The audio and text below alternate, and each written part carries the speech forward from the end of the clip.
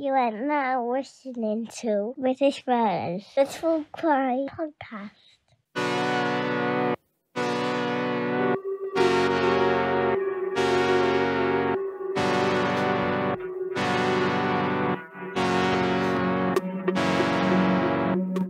Hello everyone and welcome to British Murders, the true crime podcast that focuses exclusively on British murder cases and serial killers. I'm your host Stuart Blues and this is the first episode of Season 9. Before we get into it, let's break the ice as always. The show's first opening icebreaker segment is this. True facts that sound like bullshit. Did you know that Nintendo was founded in September 1889? It originally started out as a handmade Hanafuda playing card company called Nintendo Karuta before slowly branching out into other forms of gaming. This episode has a heavy gaming theme, so it makes sense to include a gaming fact. Now it's time for the show's final opening icebreaker segment. Random quote of the day. I am the two-time, back-to-back, blockbuster 1993 to 1994 video game champion with a deadly Ethiopian caterpillar standing at 6'8" with a 37-inch vertical leap. That was said by Dr. Disrespect, if you don't know who that is. The kids do. He's a streamer, gamer. He wears a cool uniform. This case was suggested by Nevaeh Rose Andrews via Messenger. We're in the town of Grays this week, located within the borough of Thurrock in Essex. Here are 5 quick-fire facts about Grays. Number 1. Grays is the site of the biggest murder investigation known to Essex police.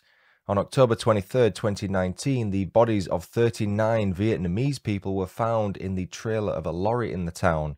15 arrests have been made so far in connection with the deaths.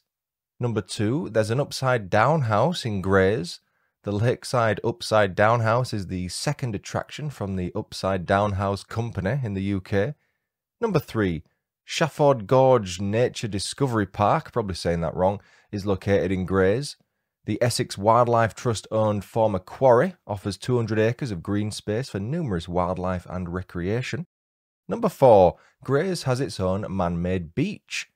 Built by the Victorians, it's situated on the edge of the River Thames and contains a beachy play park and picnic area.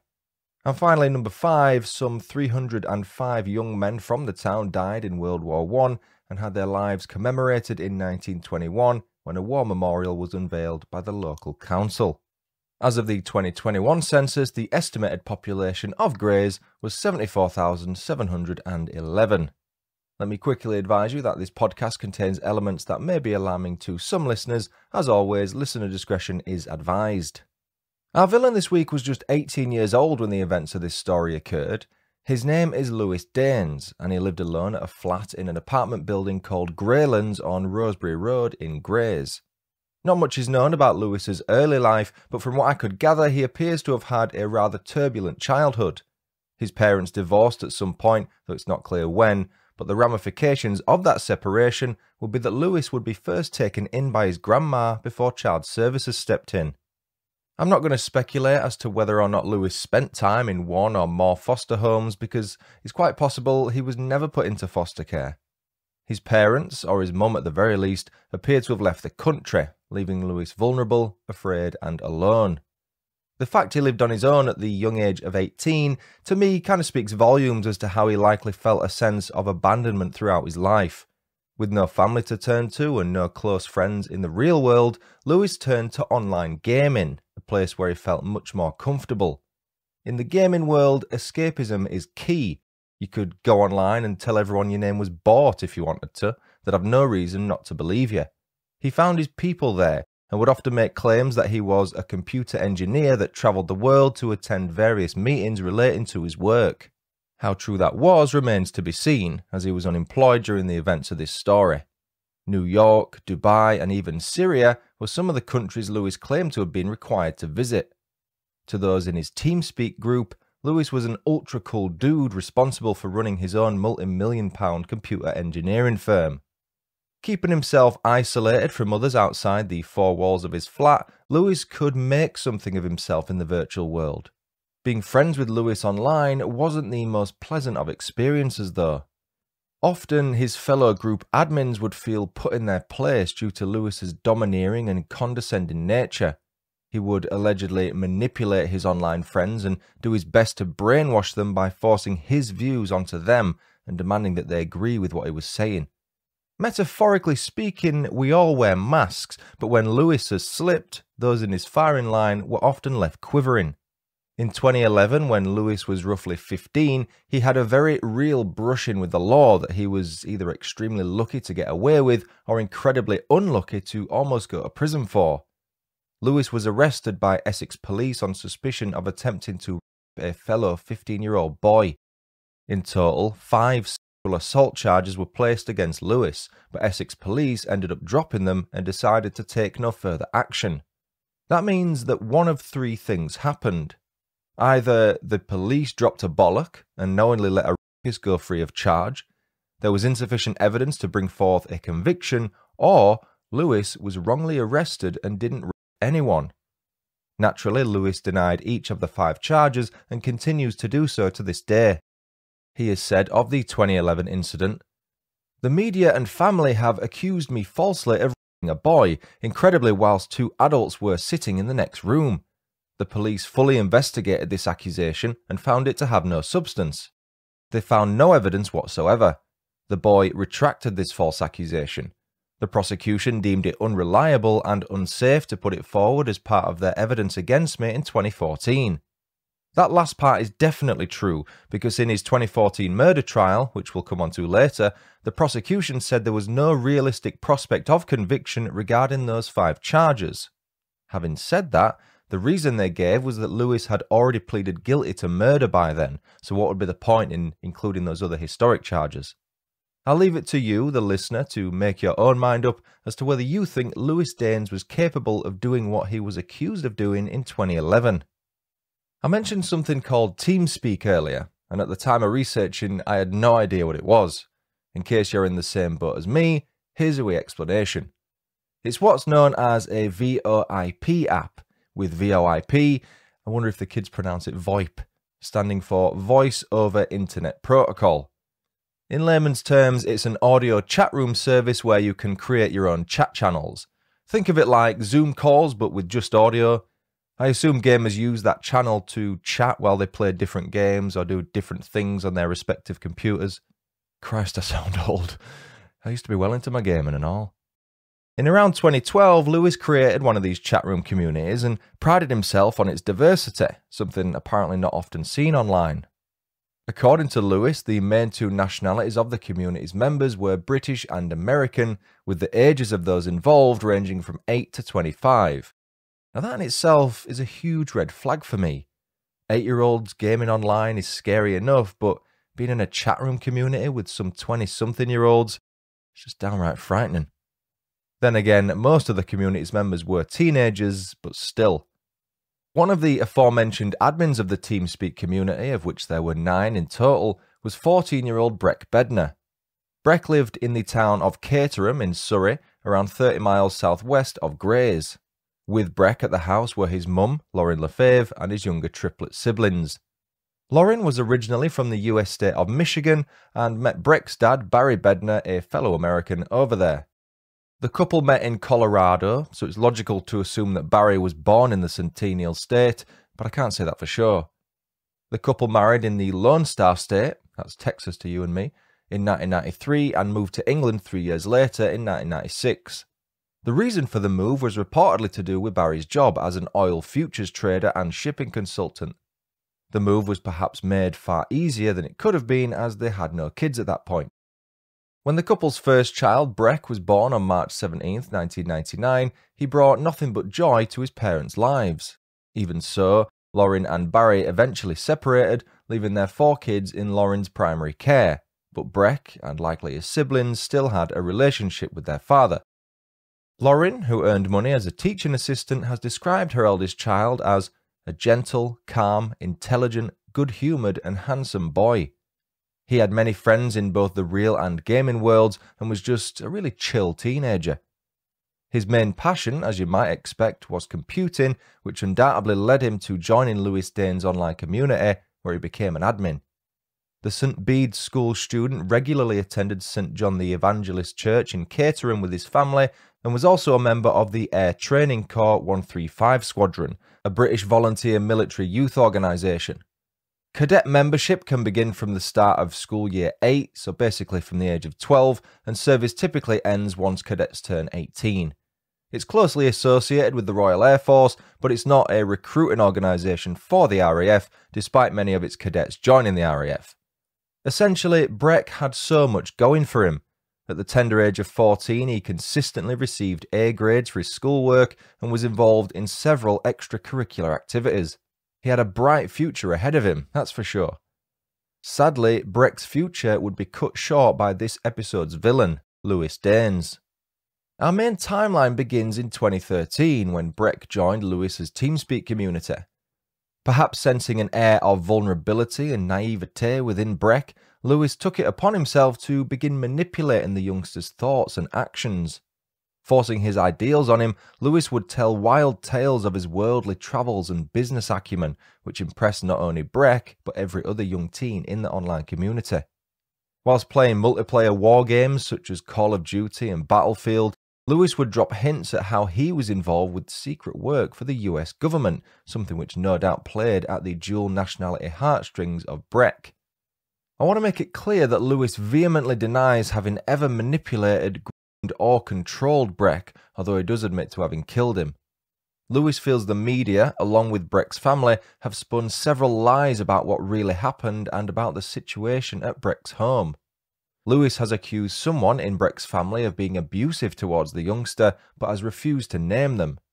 He said, "I don't intend to name Breck's abuser who forced him to take comfort in the internet virtual world. I don't need to. They know who they are, as well as the police from the abuse reports filed, and those close to Breck.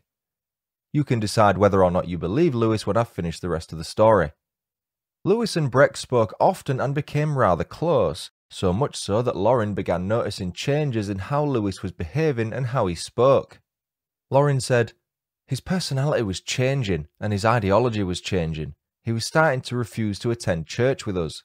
He was starting to refuse to do the normal family things we did. I felt like it was because of the negative influence of this person." It wasn't just Lorin who noticed either. Some of the other community members were also concerned at how Breck was being influenced by Lewis. They felt like Lewis was attempting to control Breck by turning his family against him, leaving him with nobody else in the world except for Lewis. At some point towards the back end of 2013, Lorin is said to have confronted Lewis about his controlling behaviour, but it seemingly fell on deaf ears. She would walk into Breck's room and hear him say something along the lines of, "I can't speak, my mum is here." Lewis would simply tell Breck to ignore his mum and anything she asked him to do, such as to turn the computer off and stop talking to Lewis. Frustrated and anxious about her son's declining behaviour, Lorin decided to inform the police of her concerns on December 17, 2013. The operator at Surrey Police that answered Lorin's call appears to have been insufficiently able to handle the situation, as was their supervisor. Based on what Lorin told them, the correct procedure should have been to inform the worried mother about agencies that specialise in protecting children online. One such agency is the Child Exploitation and Online Protection Command, or CEOP, a law enforcement agency that aims to help keep children and young people safe from sexual abuse and grooming online. Also, a check of the police national computer should have occurred because if it had, the operator would have spotted Lewis's 2011 suspected rape charge. Instead, none of the above actions took place, which likely left Lorin more panicked than she had been before making the call. Fast forward 2 months to February 2014, and Lorin's fears were about to become a reality. After promising to help Breck become a millionaire by helping him with some form of a computer business deal, Lewis asked the 14-year-old to visit him at his flat in Grays. Knowing that Breck's mum would forbid it, Lewis provided him with a cover story, which he sent via email on Wednesday, February 12, 2014. Here's an extract. "If your father asks you where you're going on Sunday, say you're going to meet a friend who's 14, named Edward Bly. He moved to Cairo last year with his mother when his parents split up. He was a good friend for the first part of year 9. He's invited you over to his dad's house for the day." He goes on to explain what Breck should say to his dad, who he was spending the weekend with, should he question it further, and to also have his dad expect him to likely stay the night. On Sunday, February 16th, 2014, Lewis said goodbye to his dad and entered a taxi headed for Gray's. The taxi was paid for by Lewis. Upon his arrival at number 12 Greylands, Breck was greeted with open arms by the man he had, up until that point, only ever spoken to online.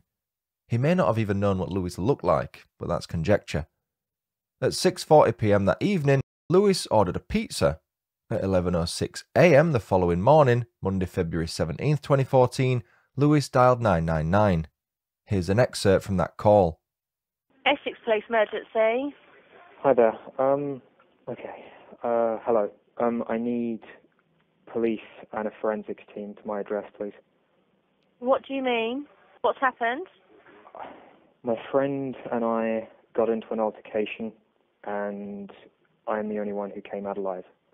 Are you telling me you've killed somebody? Yes, I am.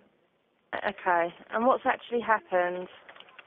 My friend came to stay the night with me yesterday, feeling very down, feeling suicidal. And I woke up this morning, he was in a mess. I tried to calm him down.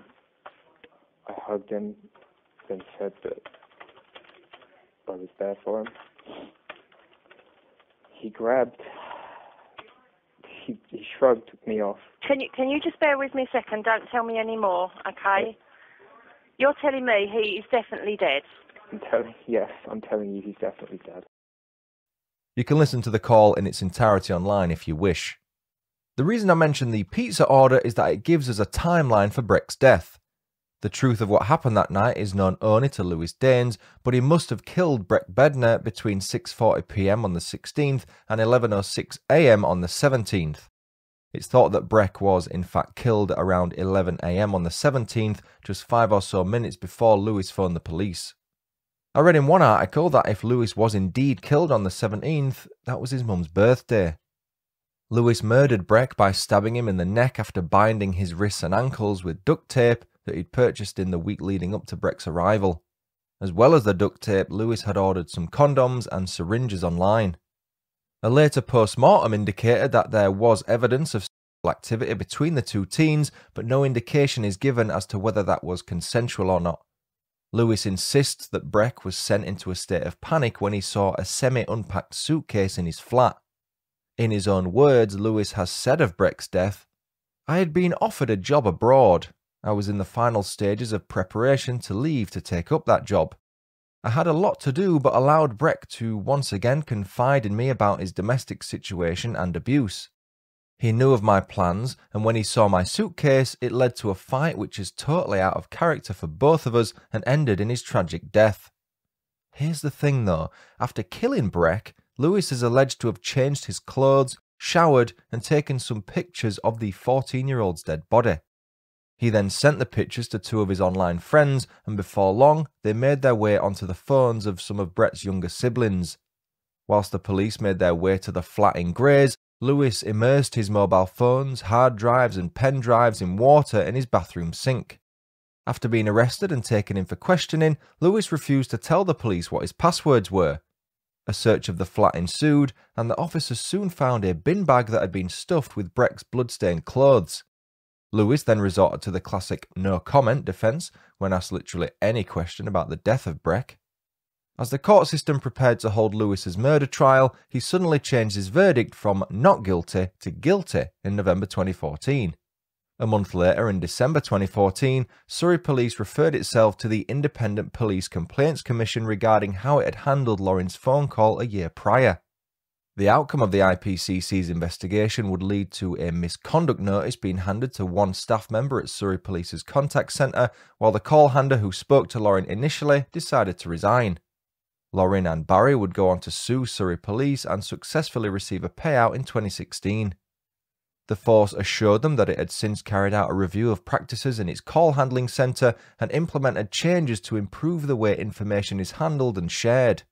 A Surrey Police spokesman also said, Mr Bednar and Ms LaFave hope to work with Surrey Police in order to enhance awareness of the dangers that young people face online and to ensure that appropriate training is given to staff to assist in the prevention of similar crimes against children. Lewis Daynes was handed a life sentence with a minimum term of 25 years on January 12, 2015 by Mrs Justice Cox at Chelmsford Crown Court. As I mentioned earlier, the 5 charges from 2011 were revisited but ultimately were left out of the prosecution's case. In a closing statement, Mrs Justice Cox said, "Having lured the young victim to your flat, you murdered him.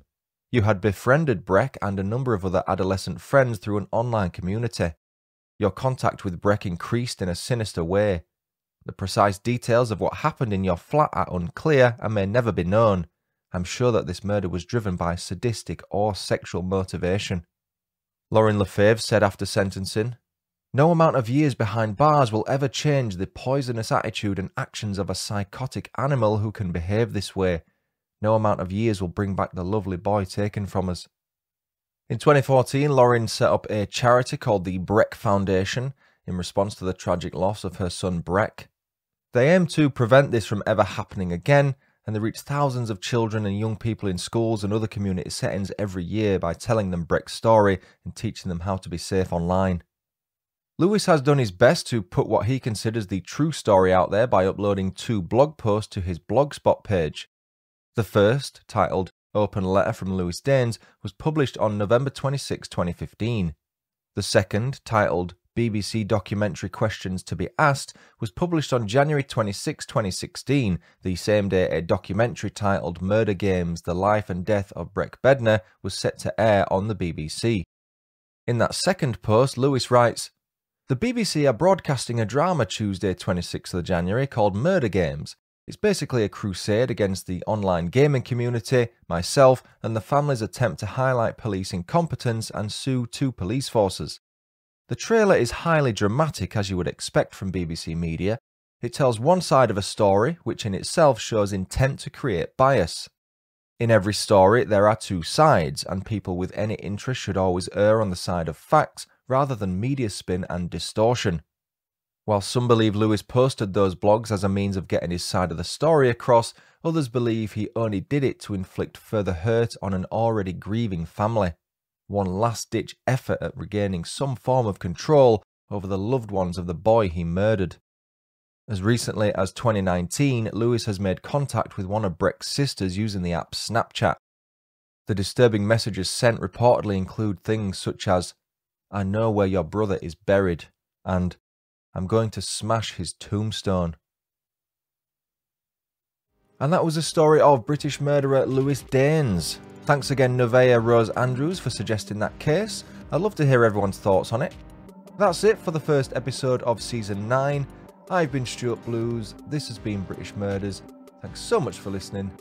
Until next time. Cheerio.